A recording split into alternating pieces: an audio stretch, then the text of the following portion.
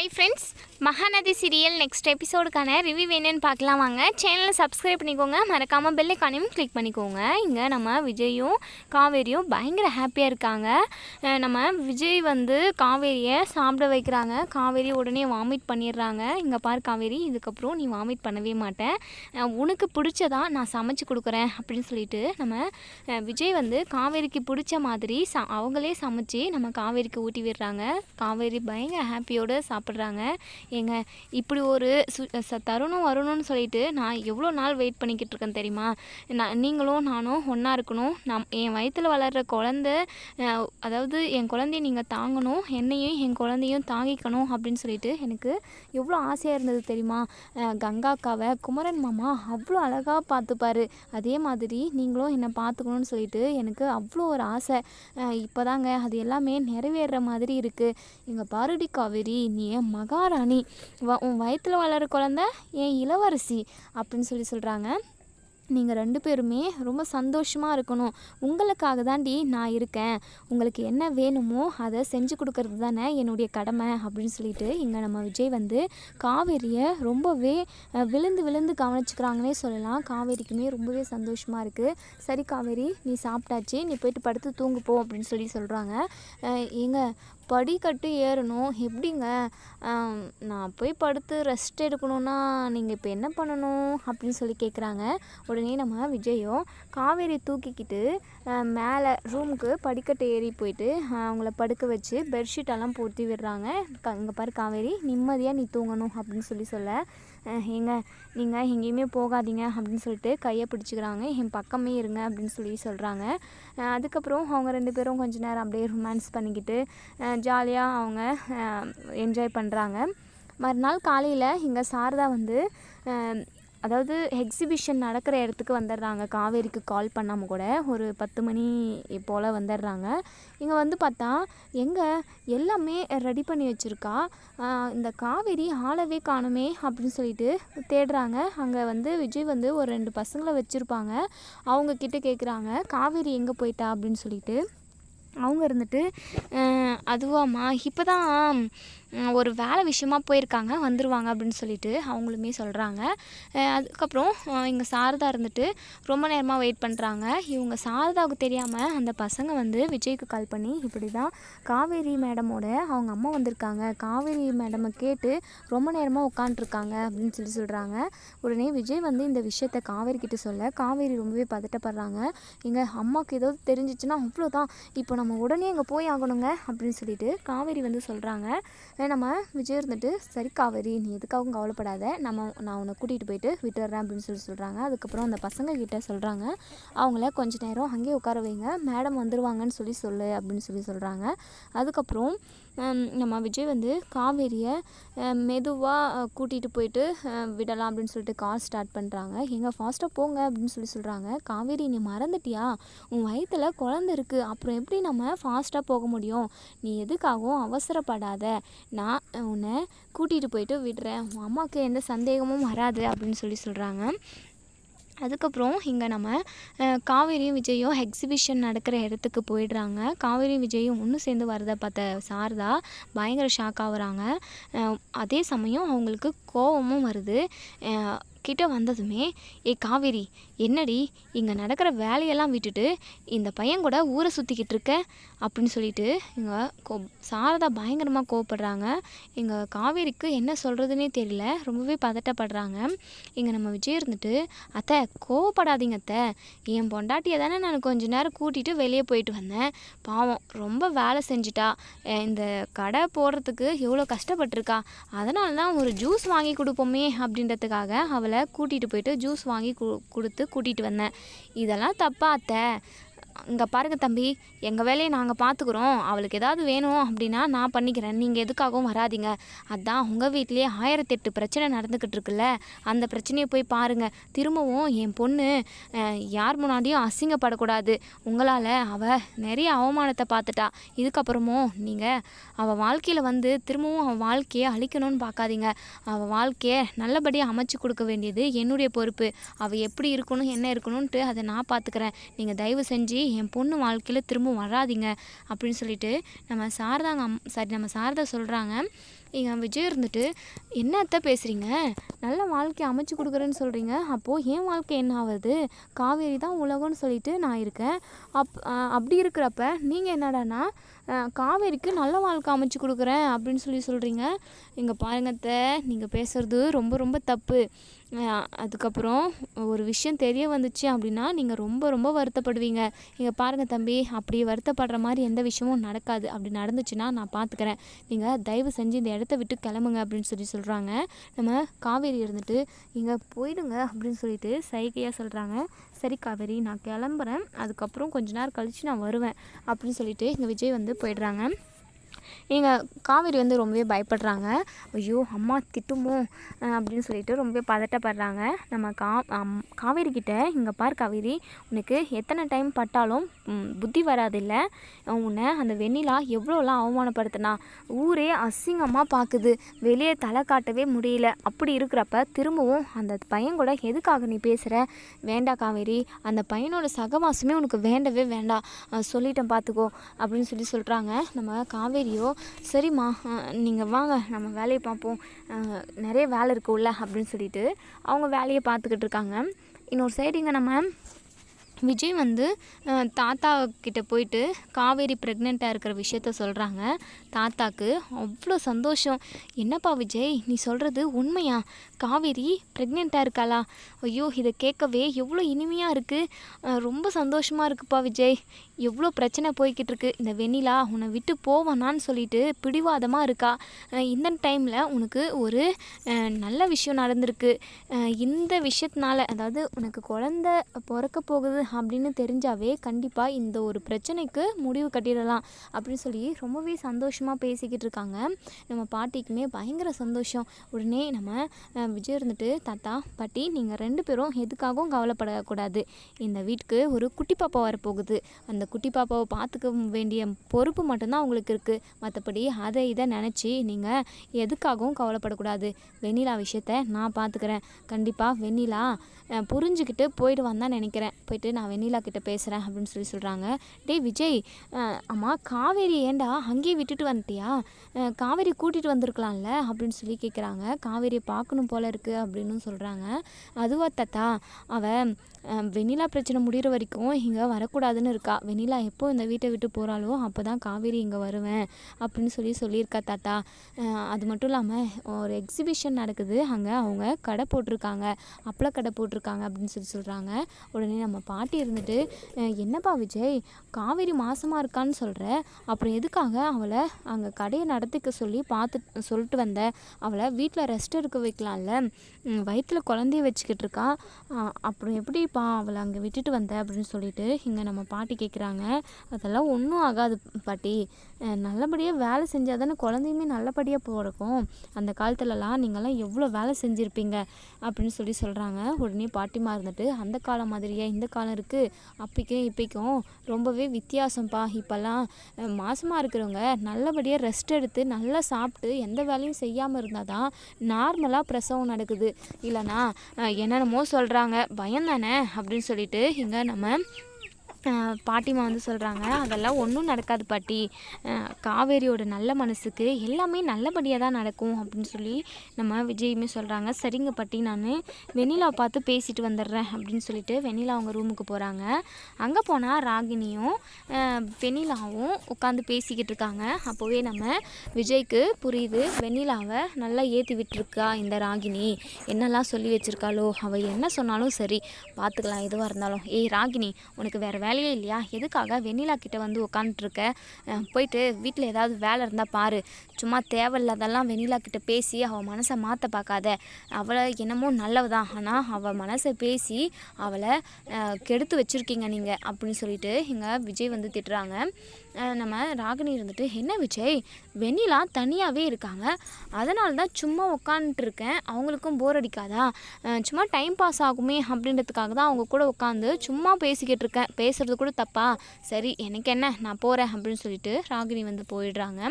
ஏங்க நம்ம விஜயை பார்த்ததுமே நம்ம வெண்ணிலா இருந்துட்டு கையை பிடிச்சிக்கிறாங்க. விஜய், விஜய், உங்களுக்கு எப்படி விஜய் என்னை விட்டு கொடுக்கறதுக்கு மனசு வந்தது? என்னால் இப்போ வரைக்குமே நினச்சி கூட பார்க்க முடியல. நீங்களும் நானும் ஒன்று சேர்ந்து ரொம்ப நாள் சந்தோஷமாக வாழ்வோம் அப்படின்னலாம் சொல்லி நான் எவ்வளவோ கனவு கண்டு வச்சுருந்தேன். எதுவுமே நடக்காத மாதிரி இப்போ நிறைய சுச்சுவேஷன் நிறைய மாறிடுச்சு விஜய். ஆனால் எது மாறினாலும் நீங்கள் என்னை கைவிடலாமா? எனக்கு ரொம்ப கஷ்டமாக இருக்குது விஜய் அப்படின்னு சொல்லிட்டு இங்கே நம்ம வெண்ணிலா வந்து அழுகுறாங்க. விஜய்க்கு ரொம்பவே மனசு கஷ்டமாக தான் இருக்குது. இருந்தாலும் வேறு வழியே இல்லை. என்னுடைய சுச்சுவேஷனை புரிஞ்சுக்கிட்டு தான் ஆகணும் வெண்ணிலா. நீ தயவு செஞ்சு என்னை புரிஞ்சுக்கிட்டு நீ இந்த வீட்டை விட்டு போகிறது தான் ரொம்ப ரொம்ப நல்லது. உனக்கும் நல்லது, எல்லாருக்குமே நல்லது. அது மட்டும் இல்லாமல் என்னை விட ஒரு நல்ல பையன் உனக்கு கிடைப்பான். வாழ்க்கையில் ஒரு கஷ்டம் வந்துடுச்சு அப்படின்னா கடவுள் வந்து அவ்வளோ கஷ்டம் கொடுக்குறாரு அப்படின்னா அதை விட சந்தோஷப்படுத்துவார் அப்படின்றதுக்கான அறிகுறி தான் இது எல்லாமே. நான் உனக்கு கிடைக்கல தான், என்னை விட பெஸ்ட்டாக உனக்கு ஒரு நல்ல பையன் கிடைப்பான். உனக்கு வாழ்க்கை இன்னும் நிறைய சந்தோஷத்தை கொடுக்கறதுக்காக காத்துக்கிட்டு இருக்கு வெண்ணிலா. நீ இந்த வீட்டை விட்டு போ. அதுக்கப்புறம் உனக்கு நல்ல ஒரு வாழ்க்கை அமையும். உலகத்தில் நிறைய பார்க்க வேண்டியது, நிறைய அனுபவிக்க வேண்டியது எல்லாமே இருக்குது வெண்ணிலா. எல்லாத்தையும் நீ அனுபவிக்கணும். தப்பான முடிவு எதுவுமே எடுக்கக்கூடாது. ஏன்னா உன்னை எனக்கு ரொம்ப பிடிக்கும் வெண்ணிலா. நீ ரொம்ப நல்ல பொண்ணு. சுச்சுவேஷனால் எல்லாமே மாறி போயிடுச்சு இல்லையா? உன் அப்பா அம்மாவுமே இறந்துட்டாங்க. ஏதோ ஒரு விதத்தில் மறைமுகமாக நானும் அதுக்கு காரணமாயிட்டேன். உன்னை என்னால் அப்படி விட முடியல வெண்ணிலா. அதனால தான் உனக்கு உடம்பு முடியல, உனக்கு பழைய நினைவு எல்லாமே மறந்து போச்சு அப்படின்னு தெரிஞ்சதுமே உன்னை வீட்டிலே வச்சு ட்ரீட்மெண்ட் பார்க்கணும், நீ சீக்கிரமாகவே சரியாகணும் அப்படின்னு சொல்லிட்டு நான் எவ்வளோலாம் கஷ்டப்பட்டேன் தெரியுமா? ஏன்னா நீ ரொம்ப ரொம்ப நல்ல பொண்ணு, நீ எப்போவுமே நல்லா இருக்கணும்னு நினச்சேன். இங்கே பார் வெண்ணிலா, எனக்கு கல்யாணம் நடந்துருச்சு அப்படின்றத புரிஞ்சுக்கிட்டு நீயா போயிடணும். என்னுடைய கேரக்டரவே நீ மொத்தமாக ஸ்பாயில் பண்ணிட்ட. இருந்தாலும் ஓகே, நீ நல்லா இருக்கணும்னு தான் நான் நினைக்கிறேன். நீ இப்போ கூட இந்த வீட்டை விட்டு போய் தான் ஆகணும். ஏன்னா காவேரி ப்ரெக்னெண்ட்டாக இருக்கா அப்படின்னு சொல்லிட்டு சொன்னதுமே இங்கே நம்ம வெண்ணிலா வந்து பயங்கர ஷாக் ஆகுறாங்க. என்ன விஜய் சொல்கிறீங்க? காவேரி ப்ரெக்னெண்ட்டாக இருக்காங்களா? நீங்கள் 2 பேரும் அக்ரிமெண்ட் போட்டு தானே கல்யாணம் பண்ணீங்க. 1 வருஷம் முடிஞ்சு அவங்களும் அவங்க அம்மா வீட்டுக்கு போயிட்டாங்க. இப்போ என்னடானா இப்படி ஒரு குண்டை தூக்கி போடுறீங்க. எப்படியாவது உங்கள் கூட ஒன்று சேர்ந்து வாழ்ந்துட மாட்டோமா அப்படின்னு சொல்லிட்டு நினச்சிக்கிட்டு இருக்கேன். ஆனால் இப்போது அதுக்குமே வழி இல்லாமல் போயிடுச்சு விஜய். அடுத்த ஜென்மம்னு ஒன்று இருந்தால் கண்டிப்பாக நீங்கள் தான் என் புருஷனாக அமையணும். நான் அதுக்கு அந்த கடவுள்கிட்ட வேண்டிக்கிறேன். ப்ளீஸ் விஜய், உங்களை என்னால் மறக்க முடியாது. இருந்தாலுமே வேறு வழியே இல்லை, மறந்து தான் ஆகணுன்ட்டு இப்போ நான் ஒரு முடிவுக்கு வந்துட்டேன். ஏன்னா உங்களுக்குன்னு ஒரு குழந்த பிறக்க போகுது. அப்புறம் நான் இந்த வீட்டில் இருக்கிறதுல எந்த ஒரு அர்த்தமும் கிடையாது விஜய். உங்களோட சுச்சுவேஷனை நான் புரிஞ்சுக்கிறேன். நான் இந்த வீட்டை விட்டு போயிடுறேன் விஜய். ஆனால் உங்களை கல்யாணம் பண்ண முடியலையேன்னு சொல்லிட்டு எனக்கு வாழ்க்கை ஃபுல்லாக வருத்தம் இருந்துக்கிட்டே தான் இருக்கும் விஜய் அப்படின்னு சொல்லிட்டு ரொம்பவே ஃபீல் பண்ணுறாங்க. நம்ம விஜய் இருந்துட்டு வெண்ணிலா, உன் மேலே எந்த தப்புமே இல்லை. உன்னுடைய சுச்சுவேஷனில் யாராக இருந்தாலும் இப்படி தான் சண்டை போட்டிருப்பாங்க. ஏன்னா நீ அவ்வளோ லவ் வச்சுக்கிட்டு இருக்க என் மேலேருந்து எனக்கு நல்லாவே புரியுது வெண்ணிலா.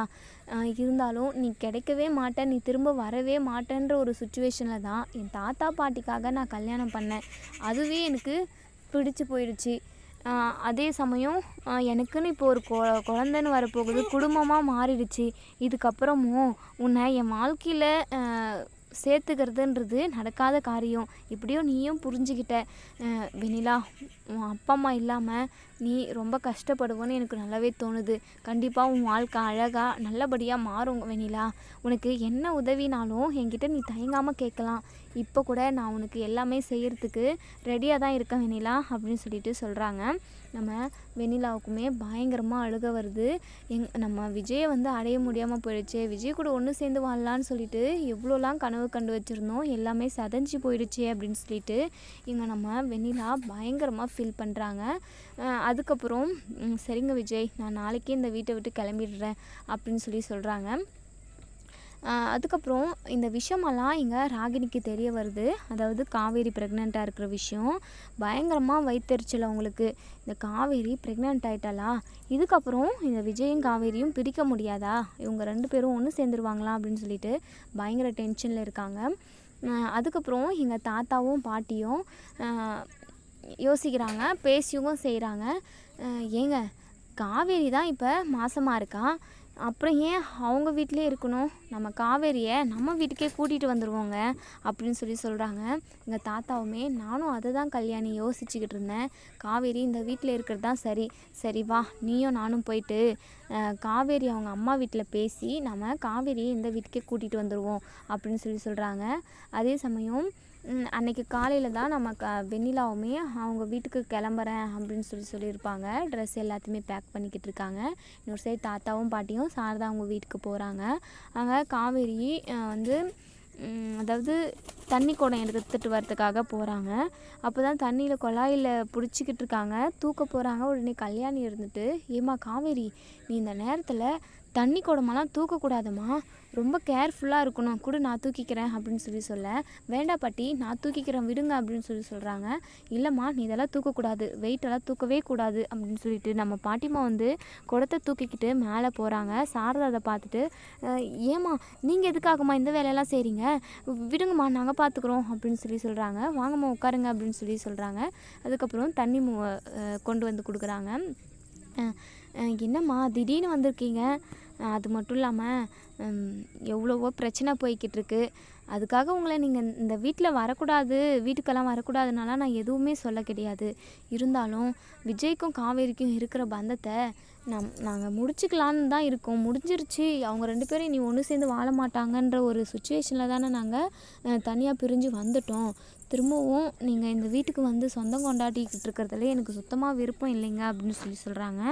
உடனே நம்ம தாத்தாவும் பாட்டியும் பயங்கரமாக ஷாக் ஆகுறாங்க. அதே சமயம் எங்கள் தாத்தா இருந்துட்டு, அப்போது சாரதாவுக்கு எந்த விஷயமும் தெரியலை போல் அப்படின்னு நினைக்கிறாங்க. எங்கள் காவேரிக்கிட்ட சைகை மூலமாக கேட்குறாங்க, அம்மாவுக்கு எந்த விஷயமும் தெரியாது இப்போ தாத்தா அப்படின்னு சொல்லிட்டு நம்ம காவேரியுமே சொல்கிறாங்க.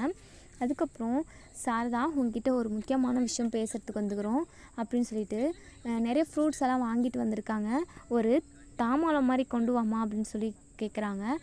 எதுக்குங்க ஐயா அப்படின்னு சொல்லி இங்கே நம்ம சாரதா கேட்க, கொண்டு வாமா அப்படின்னு சொல்லிட்டு கொண்டு வர சொல்கிறாங்க. அவங்க வந்து கொண்டு வந்ததுமே அதில் பழத்தை எல்லாத்தையுமே எடுத்து வைக்கிறாங்க. இந்த சாரதா அப்படின்னு சொல்லிட்டு கொடுக்குறாங்க. என்னத்துங்க ஐயா அது அப்படின்னு சொல்லி கேட்க, ஒரு நல்ல விஷயம், ஒரு நல்ல காரியம் நடந்தால் பழம் வாங்கிட்டு வர்றது சகஜம் தானே, அதுக்காக தான், சும்மா தான் அப்படின்னு சொல்கிறாங்க. என்ன ஐயா நல்ல காரியம் நடந்துகிட்ருக்கு, காவேரி வாழ்க்கை தான் இப்படி நாசமாக போயிடுச்சே, அப்புறம் எதுக்காக அதெல்லாம் நல்ல காரியமா, வெண்ணிலா என்னென்னமோ மீடியாக்காரங்கிட்டலாம் பேசி எங்கள் குடும்பத்தையும் காவேரியுமே ரொம்ப அசிங்கப்படுத்திட்டாங்க, இதில் என்ன ஐயா நல்ல விஷயம் இருக்குது அப்படின்னு சொல்லி கேட்குறாங்க. நம்ம தாத்தா இருந்துட்டு, நான் எப்படி சொல்கிறதுன்னு தெரியல, ஆனால் நான் சொல்லி நீ இந்த விஷயத்த தெரிஞ்சுக்கிறோமே அப்படின்றதுக்காக காவேரி நீ கோவப்படக்கூடாது அப்படின்னு சொல்கிறாங்க. சொல்லுங்க ஐயா, எதுவாக இருந்தாலும் சொல்லுங்கள் அப்படின்னு சொல்லி கேட்க, அது வந்து காவேரி மாசமாக இருக்கா அப்படின்னு சொன்னதுமே எங்கள் சாரதா வந்து பயங்கர அதிர்ச்சி ஆகுறாங்க. உடனே காவேரியை பார்க்குறாங்க. காவேரி பதட்டப்படுறாங்க. எப்படி இவங்களுக்கு இந்த விஷயம் தெரிஞ்சிருக்கும், காவேரி ப்ரெக்னெண்ட்டாக இருக்காளா அப்படின்னு சொல்லிட்டு இங்கே நம்ம சாரதாவுக்கு பயங்கர அதிர்ச்சி, பயங்கர யோசனை, எப்படி நடந்திருக்கும், எப்படி இவங்களுக்கு தெரிஞ்சிருக்குன்ற பயங்கர கேள்வியும் வருது. இங்கே நம்ம கல்யாணி இருந்துட்டு, என்னம்மா சாரதா இப்படி முழிக்கிற, இந்த விஷயம் உனக்கு தெரியாதா, சரி காவேரி சொல்லியிருப்பாளோ என்ன ஒன்றா நினச்சேன் அப்படின்னு சொல்கிறாங்க. நம்ம சாரதாவுக்குமே ஒரு பக்கம் சந்தோஷம்தான், இருந்தாலும் இவ்வளோ பிரச்சனை போய்கிட்டு இருக்கே, எப்படி என்ன பண்ணுறதுன்னு தெரியாமல் முழிக்கிறாங்க. இங்கே பார்ப்பா சாரதா, இதுக்கப்புறமும் இந்த வீட்டில் காவேரி இருக்க தேவையில்லை, எங்கள் வீட்டுக்கே நாங்கள் காவேரியை கூட்டிகிட்டு போகிறோம் அப்படின்னு சொல்கிறாங்க. இங்கே நம்ம சாரதா இருந்துட்டு, அது வந்துங்க ஐயா அப்படின்னு சொல்லி தயங்குறாங்க. நீ எதுக்காகவும் தயங்காத, வெண்ணிலாவுமே இந்த விஷயத்த புரிஞ்சுக்கிட்டு வீட்டை விட்டு போகிறேன் அப்படின்னு சொல்லிட்டா அப்படின்னு சொல்கிறாங்க. இதை கேட்டதுமே சாரதாவுக்கும் ரொம்பவே சந்தோஷமாக தான் இருக்குது. காவேரி வாழ்க்கையில் நல்லது நடந்துராதான்னு சொல்லிட்டு நான் ஒவ்வொரு நாளும் சாமிக்கிட்ட வேண்டிக்கிட்டு தான் இருந்தேன், கடவுளாக பார்த்து அவளுக்கு ஒரு குழந்தைய கொடுத்துருக்கு, அது மூலமாக இப்போ அவன் வாழ்க்கையும் சரியாக போகுது, ரொம்பவே சந்தோஷமாக இருக்குதுங்க ஐயா அப்படின்னு சொல்கிறாங்க. சரிங்க ஐயா, ஏதாவது ஜூஸ் இது குடிக்கிறீங்களா அப்படின்னு சொல்லி கேட்குறாங்க. இல்லைம்மா எதுவும் வேண்டாம் அப்படின்னு சொல்லிட்டு நம்ம தாத்தாவும் பாட்டியும் சொல்கிறாங்க. நம்ம சாரதா வந்து காவேரி கிட்ட போயிட்டு, காவேரி இத்தனை நாளாக என்கிட்ட மறைச்சிட்டு இருந்திருக்கிற, நீ எப்போத்துலேருந்து கர்ப்பமாக இருக்க, எப்போ இந்த விஷயம் உனக்கு தெரிஞ்சது அப்படின்னு சொல்லி கேட்குறாங்க. அம்மா, கங்கா அக்காவுக்கு முன்னாடியே நான் ப்ரெக்னென்ட் ஆகிட்டேம்மா. இந்த விஷயத்த உங்ககிட்ட சொன்னால் எல்லாரும் கஷ்டப்படுவீங்க அப்படின்றதுக்காக தான் நான் இந்த விஷயத்த சொல்லாமல் இருந்தேன் அப்படின்னு சொல்லி சொல்கிறாங்க. ஏய், எதுக்காகடி நாங்கள் கஷ்டப்பட போகிறோம், நாங்கள் சந்தோஷம்தானே பட்டிருப்போம் அப்படின்னு சொல்லி சொல்கிறாங்க. இல்லைம்மா, கண்டிப்பாக கஷ்டப்பட்டிருப்பீங்க. வெண்ணிலா வேறு பிரச்சனை பண்ணிக்கிட்டு இருக்கா. இப்படி ஒரு சூழ்நிலையில் நான் கர்ப்பமானனா கண்டிப்பாக நீங்கள் கஷ்டப்பட்டிருப்பீங்க, என்னையும் திட்டிருப்பீங்க. அதனால தான் இந்த விஷயத்த கரெக்டான நேரம் வரட்டும்னு சொல்லலான்னு இருந்தேன். ஆனால் அதுக்கு முன்னாடியே விஜய் கூட பேசிக்கிட்டு இருக்கப்ப நேற்று நான் மயங்கி விழுந்துட்டேன். அதுக்கப்புறம் ஹாஸ்பிட்டலுக்கு கூட்டிகிட்டு போனதுக்கப்புறம் தான் அவருக்கே தெரிய வந்துச்சு. அவர் தான் தாத்தா பாட்டிக்கிட்ட சொல்லியிருப்பாரு அப்படின்னு சொல்லி சொல்கிறாங்க. சரிடி, நீ வா, உட்காரு, வா, நிற்காத. நீ இப்போ ரொம்ப கவனமாக இருக்கணும். தண்ணி குடமெல்லாம் தூக்கக்கூடாது. நான் எத்தனை நாள் உன்னை தண்ணி குடம் தூக்கிட்டு வர சொல்லியிருக்கேன். அப்போவாவது இந்த விஷயத்த சொல்லியிருக்கலாம் இல்லடி அப்படின்னு சொல்லிட்டு நம்ம சாரதா வந்து ரொம்பவே பாசமாக கேட்குறாங்க. அதுக்கப்புறம் எங்கள் தாத்தாவும் பாட்டியும், சாரதா, இனி காவேரி இந்த வீட்டில் இருக்க தேவையில்லைம்மா. விஜய் ஏற்கனவே சொல்லியிருந்தான், நான் காவேரியை வந்து திரும்பவும் முறைப்படி தாலி கட்டி இந்த வீட்டுக்கு கூட்டிகிட்டு வரேன் அப்படின்னு சொல்லிட்டு. மாதமாக இருக்கிறப்ப, அதாவது மாதமாக இருக்கிறப்பவே இந்த வீட்டில் இருக்கக்கூடாது, வேண்டாம், நம்ம எங்கள் வீட்டுக்கே கூட்டிகிட்டு போயிடுறோம். விஜயும் காவேரியும் மாதமாக இருக்கிறப்போ ஒன்று சேர்ந்து வாழ்ந்தால் தான் சந்தோஷமாக இருக்கும். இனி அவங்க 2 பேரும் பிரிஞ்சே இருக்கக்கூடாது அப்படின்னு சொல்லிட்டு நம்ம தாத்தாவும் பாட்டி சொல்கிறாங்க. சாரதாவுமே சந்தோஷம் ஐயா, இனி அவள் அங்கேயே இருக்கட்டும், வெண்ணிலாவுமே போகிறேன்னு சொல்லிட்டாங்கன்னு சொல்கிறீங்க. ஓகே தான் அப்படின்ற மாதிரி இங்கே சொல்கிறாங்க. கங்காவுக்குமே பயங்கர சந்தோஷம். காவேரி, ரொம்ப சந்தோஷமாக இருக்குடி, என் வாழ்க்கையில் ஒரு நல்ல விஷயம் நடந்திருக்கு. அதே மாதிரி காவேரியோட வாழ்க்கையுமே நல்லபடியாக மாறணும், அவள் வாழ்க்கையும் அவன் புருஷன் கூட ஒன்று சேர்ந்து வாழணும் அப்படின்னு சொல்லிட்டு நான் எத்தனையோ நாள் நினச்சிக்கிட்டு இருந்திருக்கேன்டி. ஒரு பக்கம் உன்னை நினச்சா ரொம்பவே வருத்தமாக இருக்கும். தன்னந்தனியாக இருக்காளே, அவன் புருஷனை பிரிஞ்சு ரொம்ப கஷ்டப்பட்டுக்கிட்டு இருக்காளேன்னு சொல்லிட்டு நான் எவ்வளோ வருத்தப்பட்டுக்கிட்டு இருக்கேன் தெரியுமா. இப்போது எனக்கு ரொம்ப சந்தோஷமாக இருக்குது. இனியும் உன் வாழ்க்கையுமே மாறும், நீயும் விஜயும் ஒன்று சேர்ந்து சந்தோஷமாக வாழ போகிறீங்க. எனக்கு ரொம்ப ரொம்ப சந்தோஷமாக இருக்குதுடி அப்படின்னு சொல்கிறாங்க. அதுக்கப்புறம் நம்ம விஜய் வந்து காவேரிக்கு கால் பண்ணுறாங்க. காவேரி அதாவது கால் அட்டன் பண்ணிவிட்டு விஜய்கிட்ட பேசிக்கிட்டு இருக்காங்க. தாத்தாவும் பாட்டியும் வந்திருக்காங்க அப்படின்னு சொல்லி சொல்கிறாங்க. உடனே நம்ம விஜய் இருந்துட்டு, என்ன தாத்தாவும் பாட்டி என்கிட்ட சொல்லாமே வந்திருக்காங்க அப்படின்னு சொல்லி கேட்குறாங்க. அப்போது உங்களுக்கு தெரியாதாங்க அப்படின்னு சொல்லி கேட்க, தெரியாதே, சரி நான் பக்கத்தில் தான் இருக்கேன், வந்துடுறேன் அப்படின்னு சொல்லிட்டு எங்கள் விஜயுமே, அதாவது சாரதா அவங்க வீட்டுக்கு வராங்க. இங்கே விஜய் வந்ததுமே சாரதா, உட்காருங்க தம்பி, வாங்க தம்பி அப்படின்னு சொல்லி கூப்பிட்றாங்க. நம்ம விஜய்க்கு பயங்கர சந்தோஷம். எப்படியோ அத்தை மனசு மாறிடுச்சு போல். அப்போது காவேரி ப்ரெக்னெண்ட்டாக இருக்கிற விஷயத்த எல்லாத்தையுமே தாத்தாவும் பாட்டியும் சொல்லிகிட்டு இருப்பாங்க. தாத்தா, என்கிட்ட ஒரு வார்த்தை கூட சொல்லாமல் வந்திருக்கீங்க. விஜய், உனக்கு சர்ப்ரைஸ் பண்ணலாம் தான்டா, உனக்கே தெரியாமல் வந்தோம், காவேரியை நம்ம வீட்டுக்கு கூட்டிகிட்டு போயிடுவோம்டா அப்படின்னு சொல்கிறாங்க. நம்ம விஜய்க்குமே ரொம்பவே சந்தோஷம். அதுக்கப்புறம் நம்ம காவேரி வந்து விஜய் கூடவே அவங்க வீட்டுக்கு வந்துடுறாங்க. கூடவே சாரதா, கங்கான்னு எல்லாருமே காவேரியை விட்டுட்டு வரத்துக்காக வராங்க. இங்கே நம்ம விஜய் இருந்துட்டு, அத்தை, இந்த வீட்டுக்கு வரப்போ காவேரி கழுத்தில் நான் முறைப்படி தாலி கட்டி கூட்டிகிட்டு வரணும்னு நினச்சேன். அந்த ஃபங்க்ஷனை நம்ம வர முகூர்த்தத்துலேயே வச்சுக்கலாம் அப்படின்னு சொல்கிறாங்க. சரிங்க தம்பி, நீங்கள் நினைக்கிற மாதிரியே நம்ம செஞ்சுருவோம் அப்படின்னு சொல்கிறாங்க. அதுக்கப்புறம் எங்கள் தாத்தாவும் பாட்டியும் ஐயரை வர சொல்லி நாள் குறிக்கிறாங்க. அதாவது ஜோசியரை வர சொல்லி நாள் குறிக்கிறாங்க. இப்போ வர முகூர்த்தமே ரொம்ப நல்ல முகூர்த்தம் தான், இதில் நம்ம கல்யாணத்தை வச்சுருவோம் அப்படின்னு சொல்கிறாங்க. கல்யாணத்துக்கான ஏற்பாடு எல்லாமே விஜய் வந்து தடபுடலாக செஞ்சுக்கிட்டு இருக்க. ராகினிக்கு வயிறு எரியுது. ஐயோ, நம்ம எது நடக்கக்கூடாதுன்னு நினச்சோமோ எல்லாமே நடந்துக்கிட்டு இருக்கு. இந்த காவேரிக்கு சாதகமாக தான் நடந்துக்கிட்டு இருக்கு. எப்போவும் அவங்க அம்மா வீட்டிலே வாழா வெட்டியாக இருப்பான்னு நினச்சா, இப்போது விஜய் கூட ஒன்று சேர்ந்து சந்தோஷமாக வாழ்கிறதுக்கு இந்த வீட்டுக்கு வந்துட்டா, எப்படி கெடுக்கிறது, என்ன பண்ணுறதுன்னு சொல்லிட்டு ராகினி வேறு ஒரு சைடு யோசிச்சுட்டு இருக்கேன். எங்கள் காவேரி பயங்கர சந்தோஷமாக இருக்காங்க விஜய்கிட்ட. விஜய், இனி உங்களையும் என்னையும் யாராலையும் பிரிக்க முடியாது, இனி நீங்கள், நான், நம்ம குழந்தைன்னு ரொம்ப சந்தோஷமாக வாழலாங்க அப்படின்னு சொல்லிட்டு ரொம்ப சந்தோஷமாக சொல்கிறாங்க. அதுக்கப்புறம் மறுநாள் முகூர்த்தம் அன்னைக்கு நம்ம காவேரி வந்து அழகாக சாரீ கட்டிக்கிட்டு ரொம்பவே க்யூட்டாக இருக்காங்க. நம்ம விஜயுமே ரெடியாகி வராங்க. எல்லா சொந்தமும் ஒன்று சேர்ந்துடுறாங்க. நம்ம யமுனாவும் நிவனுமே வராங்க. நிவன் இருந்துட்டு, காவேரி, எப்படியோ நீங்கள் 2 பேரும் ஒன்று சேர்ந்துட்டீங்க, நீங்கள் 2 பேரும் பிரிஞ்சு இருக்கீங்களே, அதுக்கு நானும் ஒரு காரணமாகிட்டேனே அப்படின்னு சொல்லிட்டு ரொம்பவே ஃபீலிங்காக இருந்தது.